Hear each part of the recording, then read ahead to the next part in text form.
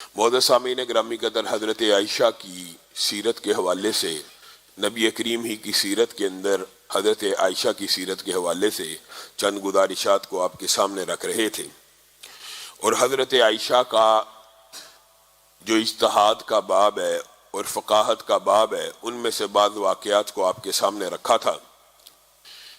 انہی واقعات میں سے چند ایک باتیں مزید آج آپ کے سامنے رکھیں گے۔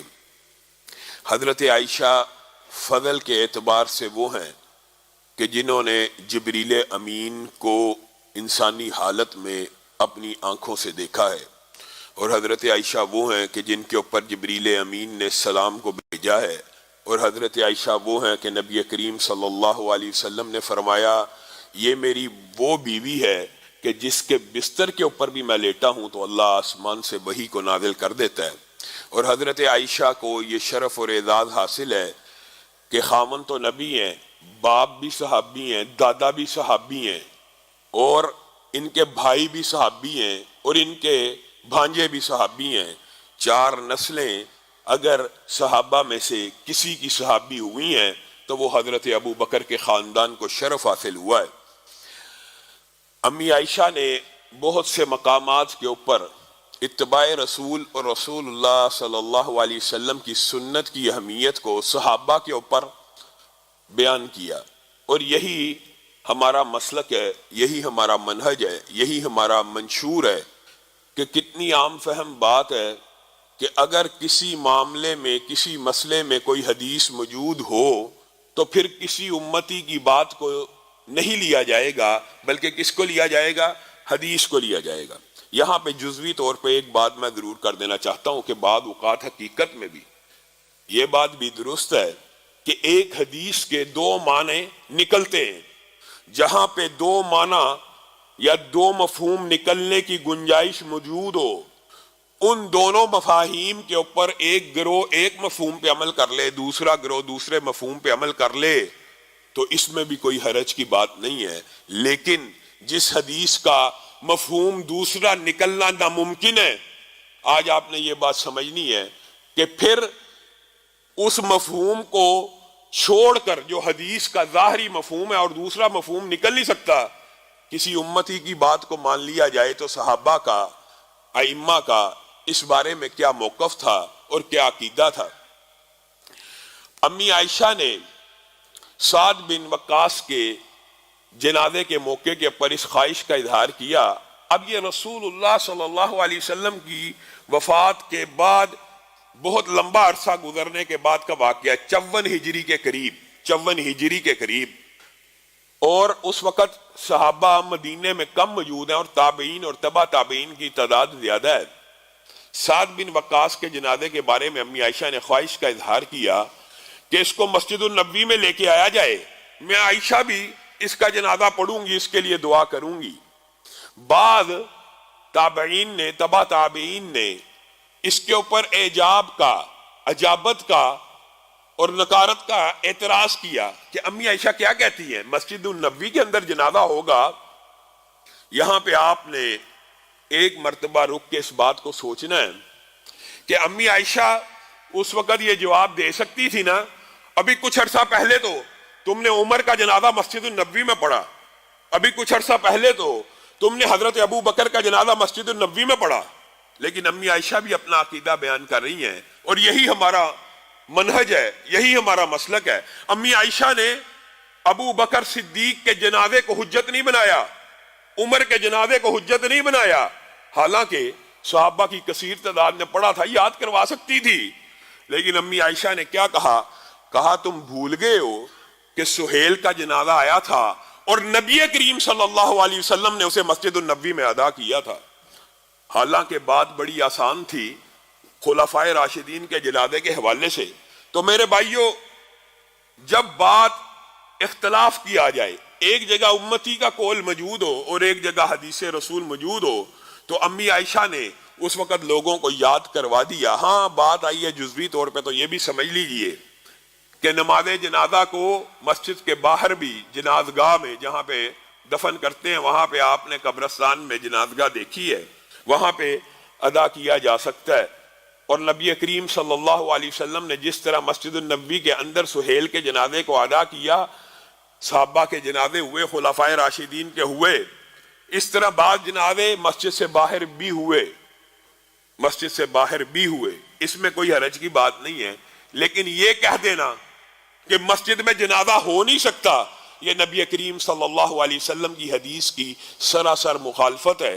اور اس کی دلیل یہ دی جاتی ہے جی ناسخ منسوخ، اگر ناسخ منسوخ کی کوئی بات ہوتی تو حضرت ابو بکر کا جنازہ مسجد النبوی میں نہ ہوتا، حضرت عمر کا جنازہ مسجد النبوی میں نہ ہوتا۔ پھر دوسری دلیل یہ دی جاتی ہے، معاذ اللہ ثم معاذ اللہ، کہ مسلمان میت نجس ہے جی، مسجد میں کیسے آئے گی؟ نہ مسلمان میت کا کوئی رشتہ ٹوٹتا ہے، نہ مسلمان میت نجس ہوتی ہے۔ رسول اللہ صلی اللہ علیہ وسلم نے فرمایا مومن زندہ ہو یا مردہ ہو نجس نہیں ہوتا۔ کتنی عام فہم بات ہے، اگر نجس ہو تو اس کو غسل کیسے دیا جائے گا، اس کو کفنایا کیسے جائے گا، اس کے ماتھے پہ بوسہ کیسے دیا جائے گا؟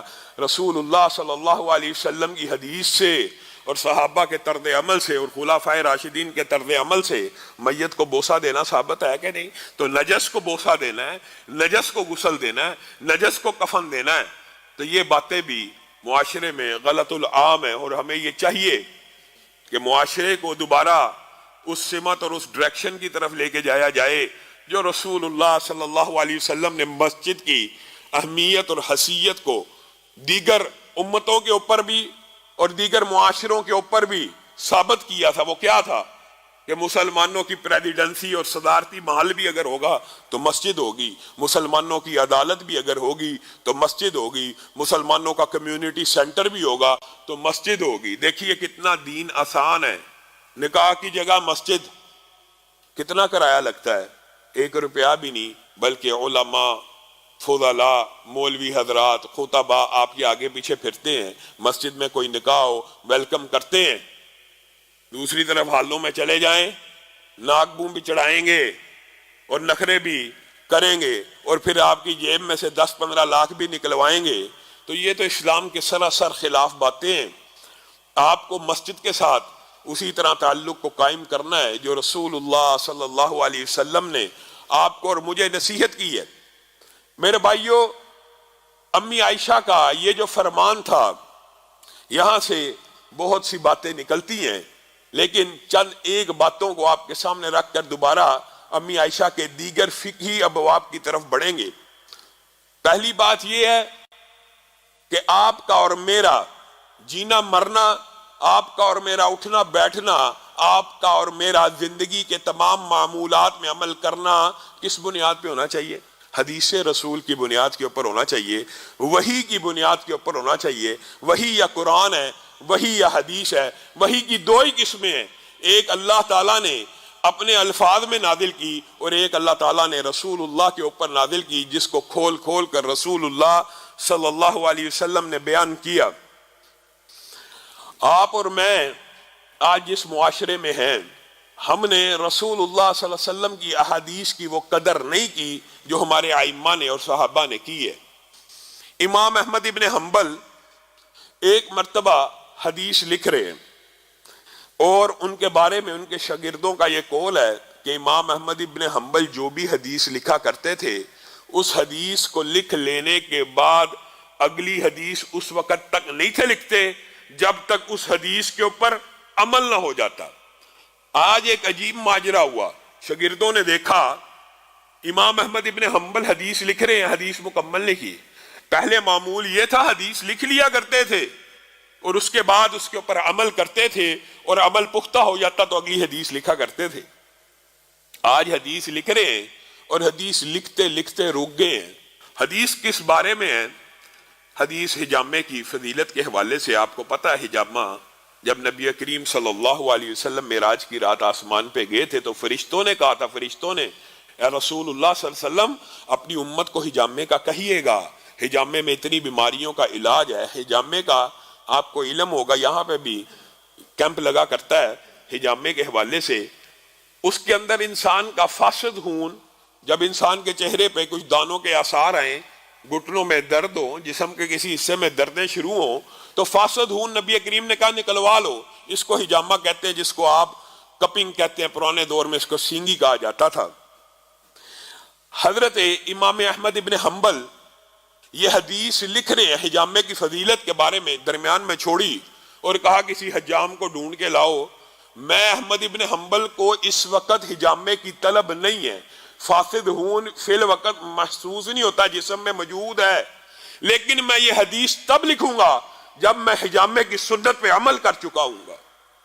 آپ بتائیے، ایک چھوٹا سا قول، ایک چھوٹی سی حدیث بھی ہمارے ائمہ نے، آج ہمارا بھی عجب عالم ہے، ہم حدیث سنتے ہیں، ہم حدیث سناتے ہیں، ہم حدیث پڑھتے ہیں، حدیثیں سننے اور سنانے کے لیے بھی ہیں، لیکن کس لیے سننی چاہیے، کس لیے سنانی چاہیے، کس لیے پڑھنی چاہیے؟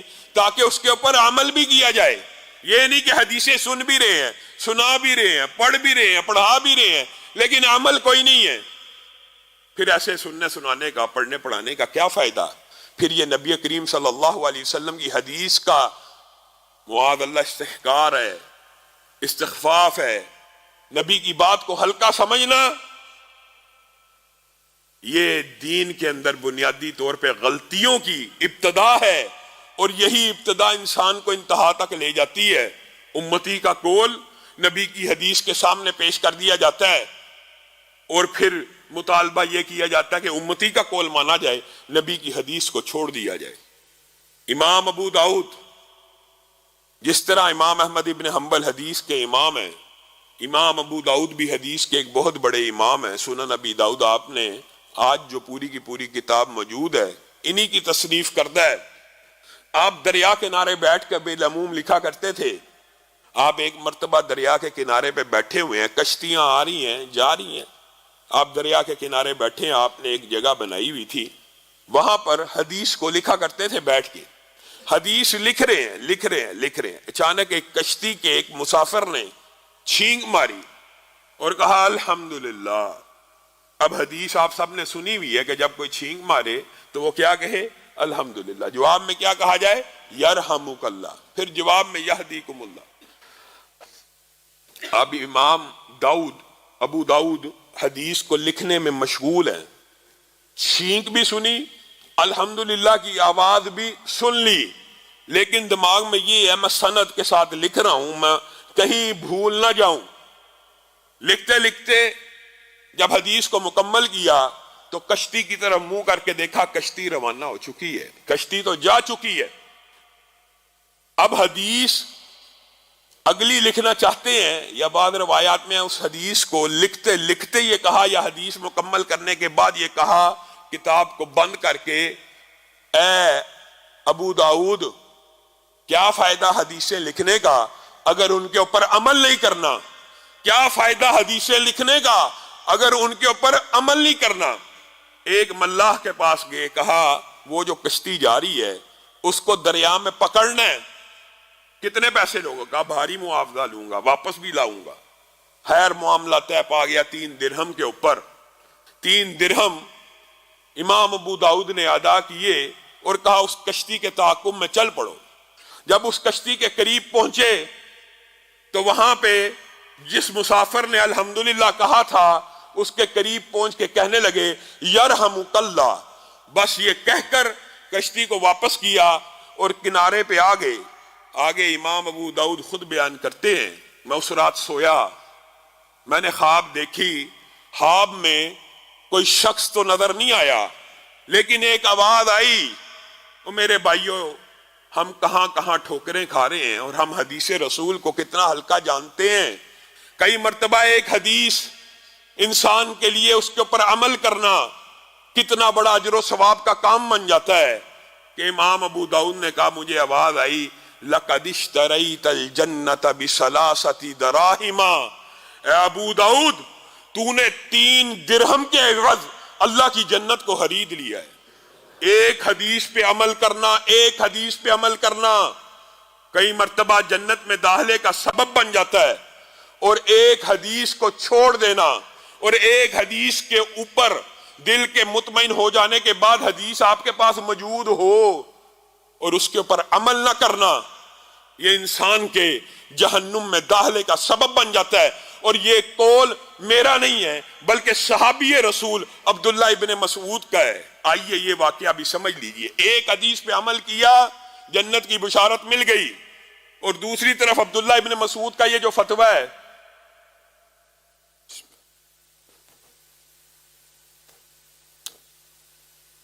کہ جس نے حدیث کے معلوم ہو جانے کے بعد بھی کسی امتی کی رائے کو اپنایا وہ جہنم میں جانے کے لیے کافی ہے۔ یہ کب کہا تھا انہوں نے؟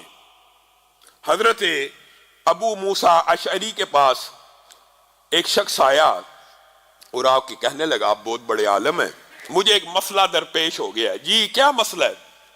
مسئلہ یہ ہے کہ ایک میت فوت ہو گئی ہے، ایک میت ہے، دنیا سے ایک شخص چلا گیا ہے، اس کی ایک بہن ہے، اس کی ایک بیٹی ہے اور اس کی ایک پوتی ہے۔ اس کی ایک بہن ہے، اس کی ایک بیٹی ہے اور اس کی ایک پوتی ہے۔ یہ جائیداد کیسے تقسیم ہوگی اس میت کی؟ ابو موسیٰ اشعری سوچنے لگے اور کہا میرے پاس اس مسئلے کا بالکل ہو بہو اس کے مطابق حدیث کا علم موجود نہیں ہے، اور میرے پاس اس کا مکمل نالج موجود نہیں ہے، لیکن میرے پاس رسول اللہ کی ایک حدیث ہے، اور ایک حدیث کا مفہوم موجود ہے، وہ یہ ہے جب قریب والا زندہ ہو تو دور والے کو نہیں ملتا۔ اس سے مراد یہ ہے اگر باپ زندہ ہو تو دادے کو تو نہیں ملے گا، اگر بیٹا زندہ ہو تو پوتے کو تو نہیں ملے گا۔ ابو موسیٰ اشعری ایک حدیث سے اجتہاد کر رہے ہیں، قیاس کر رہے ہیں، لیکن قربان جائیں صحابہ کی عظمت کے اوپر بھی انہوں نے کہا میری نظر میں اس جائیداد کے دو حصے ہوں گے، ایک بیٹی کو مل جائے گا اور ایک بہن کو مل جائے گا، پوتی کو محروم کر دیا جائے گا۔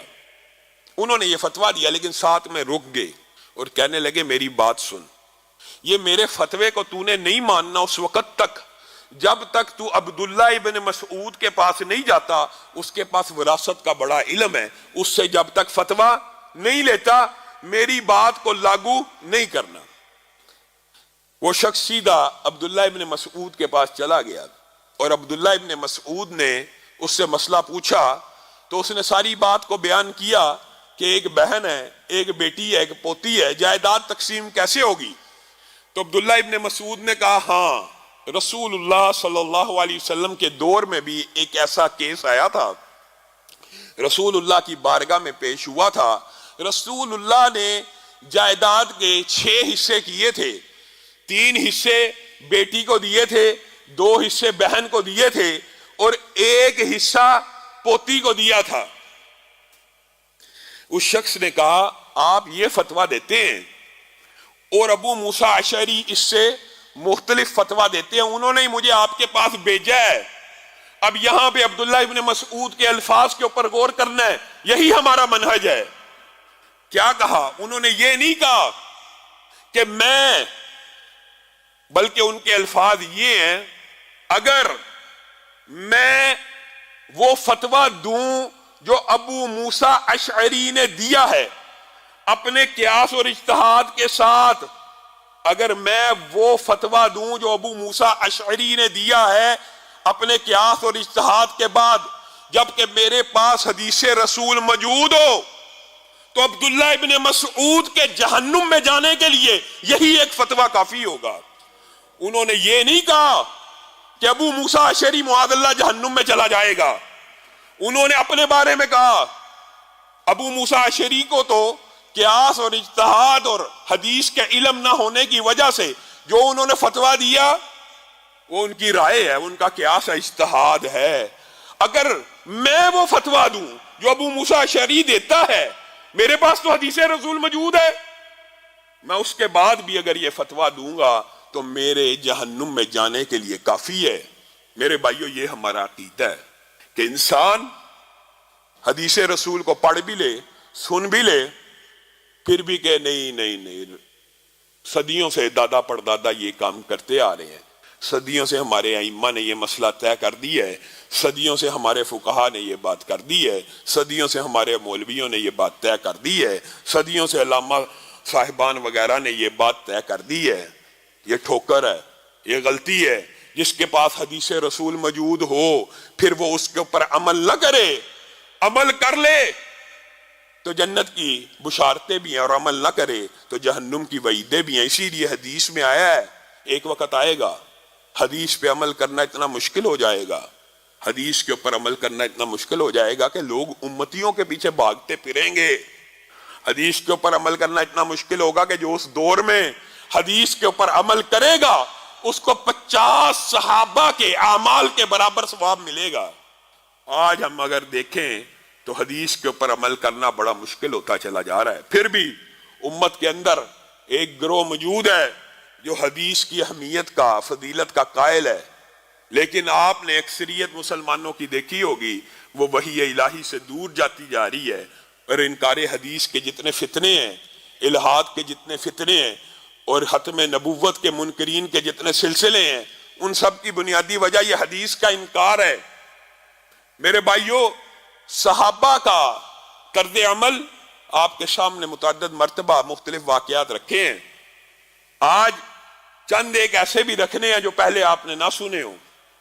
عمران بن حسین ایک مرتبہ رسول اللہ صلی اللہ علیہ وسلم کی حدیث بیان کر رہے ہیں اور حیا کے فضائل بیان کر رہے ہیں۔ آپ کو پتا ہے حیا ایمان کا حصہ ہے، حیا چیز کو مزین کرتی ہے، حیا حسن اور حیا خوبصورتی میں اور انسان کی شخصیت کو ڈیولپ کرنے کا کردار ادا کرتی ہے۔ ہمارے معاشرے میں اس سے الٹ ہے، اور یہ بچہ یار بڑا اس کے اندر کانفیڈنس کی کمی ہے، یہ بچوں کو بھی بے حیا بنانے کی پلاننگ ہمارے معاشرے میں کی جاتی ہے۔ جو حیادار ہے بجائے اس کے کہ اس کو پرموٹ کیا جائے، اس کی حیا کا لاج رکھا جائے، اس کے اندر حیا کی جو اللہ تعالیٰ نے صلاحیت پیدا کی ہے اس کے اوپر اس کو شاباش دی جائے، نہیں اس کو برا بلا کہا جائے گا، اس کو احساس کمتری کا کہا جائے گا، اس کو کانفیڈنس میں کمی کا۔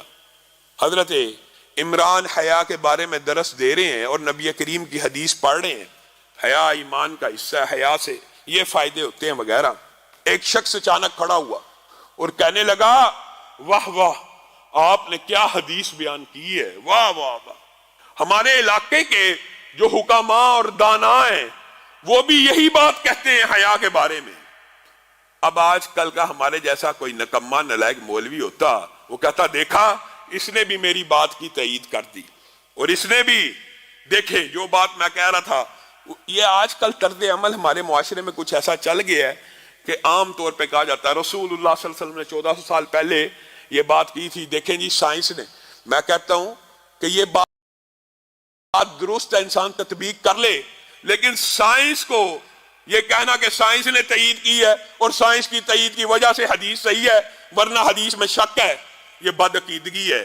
عمران بن حسین نے یہ عقیدہ بیان کیا اور کتنا عمدہ بیان کیا، کہا میں تجھے رسول اللہ صلی اللہ علیہ وسلم کی حدیث بیان کرتا ہوں اور تو مجھے کہتا ہے کہ حکماء بھی یہ کہتے ہیں، میں تجھے کوڑے لگاؤں گا۔ دنیا کے ہر شخص کا قول اگر پیش کیا جائے گا تو رسول اللہ کی حدیث کے سامنے پیش کیا جائے گا۔ تو رسول اللہ کی حدیثوں کی تصدیق امتیوں کے قولوں سے کرنا چاہتا ہے؟ امتیوں کے اقوال کی تصدیق اگر ہوگی تو رسول اللہ صلی اللہ علیہ وسلم کی حدیث سے ہوگی۔ اسی طرح حضرت عمر کے دور میں ایک صحابی رسول ہیں، وہ بھی حضرت عمر کے پاس آئے اور آ کے فتویٰ لیا، کہنے لگے جب عورت طواف زیارت طواف افاضہ کر کے فارغ ہو جائے اور اس کے اللہ تعالیٰ نے عورت کے اندر یہ بیماری دی ہے، ہر ماہ میں چند دن اس نے نماز چھوڑنی ہوتی ہے، اگر وہ طواف زیارت اور طواف افاضہ کر کے فارغ ہو جائے حج میں، ساتھ ہی اس کے ایام شروع ہو جائیں، تو کیا عورت مکہ ہی میں رکے گی طواف وداع کے لیے یا واپس گھر چلی جائے، حج پورا ہو گیا؟ حضرت عمر کچھ دیر خاموش رہے اور سوچ کے قیاس اور اجتہاد سے جواب دیا کہ اس عورت کو چاہیے کہ وہ مکہ میں ٹھہر جائے اور جب اس کے ایام ختم ہو جائیں اس کے بعد وہ طواف وداع کرے اور پھر گھر کو لوٹ جائے۔ اب وہ بھی صحابی رسول ہیں جو سوال کرنے والے ہیں، اور حضرت عمر آپ کو پتہ ہے خلیفہ راشد ہیں، وہ کہنے لگے عمر آپ کو غلطی لگی، آپ کو ٹھوکر لگی، آپ نے خطا کی۔ میں نے کیا غلطی کی؟ مجھے کیا ٹھوکر لگی؟ میں نے رسول اللہ صلی اللہ علیہ وسلم کے دور میں بھی یہ سوال پوچھا تھا اور رسول اللہ صلی اللہ علیہ وسلم نے جواب دیا تھا طواف افاضہ اور زیارت کے بعد اگر عورت کو حیض آ جائے، ایام شروع ہو جائیں، تو اللہ تعالیٰ نے اس کا حج مکمل کر دیا، وہ اپنے وطن واپس لوٹ جائے، اپنے شہر واپس چلی جائے۔ آپ کچھ اور فتویٰ دیتے ہیں، رسول اللہ صلی اللہ علیہ وسلم نے کچھ اور فتویٰ دیا، اب بتائیے۔ حضرت عمر نے کہا میں تجھے بتاتا ہوں۔ ایک ساتھی کو حکم دیا کوڑا لے کے آؤ۔ کوڑا آیا اور ایک زوردار کوڑا اس صحابی کی پشت پہ مارا۔ صحابی چیخ اٹھے، غلطی تو آپ کرتے ہیں، ٹھوکر تو آپ کھاتے ہیں، فتویٰ تو آپ غلط دیتے ہیں، اور مارتے مجھے، ڈانٹتے مجھے، کوڑے مجھے لگ رہے ہیں۔ کہا تو میری بات نہیں سمجھا، فتویٰ تو میں نے واپس لے لیا، رجوع تو میں نے کر لیا، لیکن میں رہتی دنیا تک امت کو قیامت تک ایک پیغام دینا چاہتا ہوں کہ کسی بندے کے پاس اگر حدیث رسول موجود ہو، وہ کسی دوسرے امتی سے فتویٰ لے تو عمر کا فتویٰ یہ اس کو کوڑے لگیں گے۔ آپ اور میں کس بات کی مولی ہیں؟ ہمارے پاس حدیثیں بھری پڑی ہوں گی، بخاری شریف موجود، مسلم شریف موجود، پھر بھی ہیلے بہانے کر رہے ہیں۔ نہیں اس حدیث کا یہ جی تحقیق کے مطابق ہی نہیں ہے جی، یہ اس کے اندر کچھ سائنسی حقائق درست نہیں ہے جی، یہ جی ہو جاتی ہے بغیر رفع یدین کے بھی، جس طرح مرضی پڑھ لو، اللہ کے سامنے کھڑے ہو جاؤ حدیثیں موجود ہو جانے کے بعد۔ اور یہ فتویٰ بھی میرا اپنا نہیں ہے، آپ نے یہ مشہور حدیث سنی ہوئی ہے، یہ فتویٰ حذیفہ بن یمان کا ہے، اور یہ فتویٰ بھی انہوں نے رسول اللہ صلی اللہ علیہ وسلم کی زندگی کے واقعے سے اخذ کیا۔ آپ کو پتا ایک صحابی ہے، رسول اللہ نے کہا لوٹ جا، دوبارہ نماز پڑھ، فَإِنَّكَ لَمْ تُصَلِّ، تو نے نماز نہیں پڑھی۔ وہ پھر گئے 3 مرتبہ۔ وہ کیا کرتے تھے؟ وہ جب رکوع کرتے تھے تو رکوع میں اپنی کمر کو سیدھا کیے بغیر سکون اور اعتدال کے بغیر دوبارہ سر کو اٹھا لیا کرتے، ارجع فصلی فإنک لم تصلی، دوبارہ پڑھ، دوبارہ پڑھی، پھر اسی طرح پڑھی۔ سجدے میں گئے، ابھی سر زمین پہ لگا ہے، ہڈیوں نے اعتدال اور سکون کا پوزیشن نہیں لی، سر اٹھا لیا، پھر سجدے میں چلے۔ کہا لوٹ جا، تو نے نماز کو نہیں ادا کیا۔ 3 مرتبہ ایسے ہوا تو رسول اللہ کی بارگاہ میں کہا مجھے اس سے اچھی پڑھنی نہیں آتی۔ تو رسول اللہ صلی اللہ علیہ وسلم نے ان کو سمجھایا کہ جب رکوع کیا کرو تو کمر کو سیدھا ہونے دیا کرو، ہڈیاں اپنی پوزیشن پہ واپس آ جائیں، سکون میں اعتدال میں ہو جائیں، اس کے بعد سر اٹھایا کرو، جب سیدھے کھڑے ہوا کرو سکون اور اعتدال کے بعد سجدے میں جایا کرو۔ یہ حدیث سب آپ لوگوں نے سنی۔ اسی طرح ایک شخص حضرت حذیفہ کے سامنے نماز پڑھ رہا ہے۔ میں یہ بات اس لیے کر رہا ہوں کہ ہم میں سے بہت سے لوگ حدیث کو کوئی اتنا اہم نہیں سمجھتے، اور یہ سمجھتے ہیں کہ اللہ تعالیٰ نے شاید وحی اور حدیث اور قرآن کے بغیر، یہ گائیڈنس کے بغیر انسان کو بنایا، یعنی انسان تو بنا دیا، ساتھ چلانے کے لیے مینول بک نہیں دی۔ یعنی خالق ہے، آپ اور میں مشین بنائیں، چلانے کے لیے مینول بک دیں، اور خالق مالک نے یہ لاکھوں اربوں کی تعداد میں مشینیں بنائی، ساتھ مینول بک اور گائیڈنس موجود نہیں ہے۔ یہ کہاں کا عقیدہ ہے؟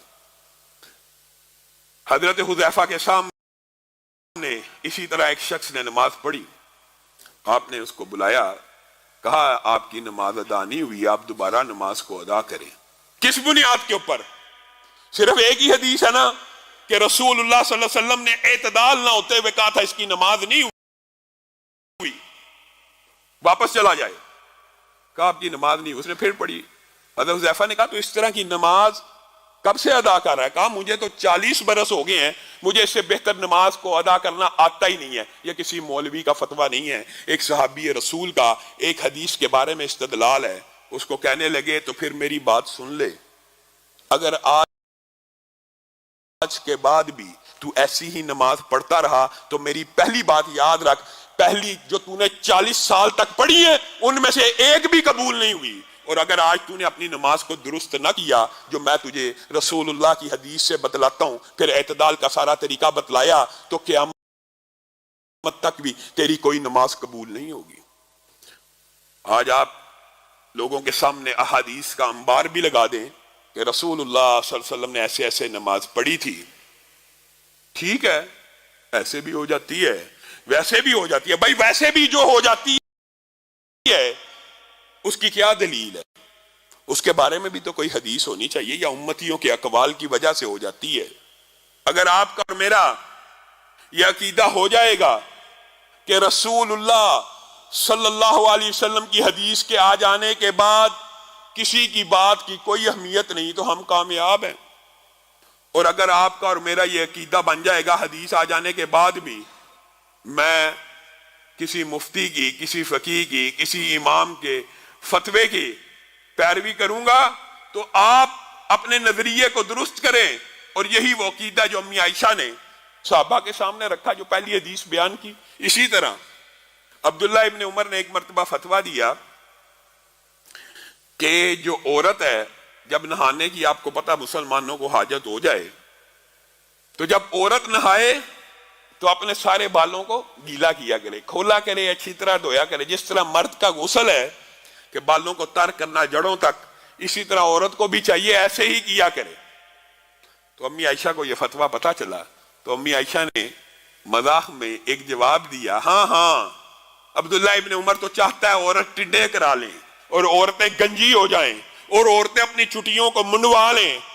میں رسول اللہ صلی اللہ علیہ وسلم کے دور میں بال باندھ کر نہایا کرتی تھی اور رسول اللہ صلی اللہ علیہ وسلم نے مجھے کبھی منع نہیں تھا کیا۔